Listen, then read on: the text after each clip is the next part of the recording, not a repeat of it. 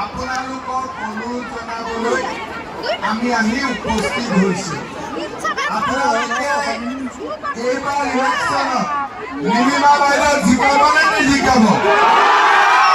বিজেপিক ভোট দিব নে নিদিব?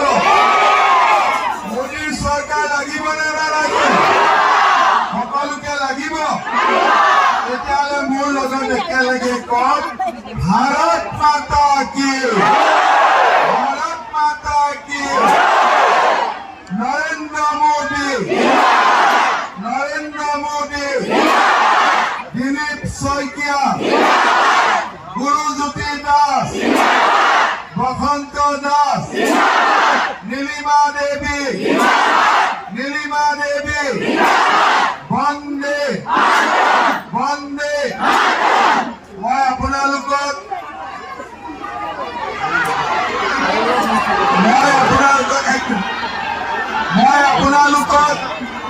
দুই তিনিটা কথা কম। আমাৰ নিৰ্বাচনী ঘোষণা পত্ৰ দুই এদিনতে আমি প্ৰকাশ কৰি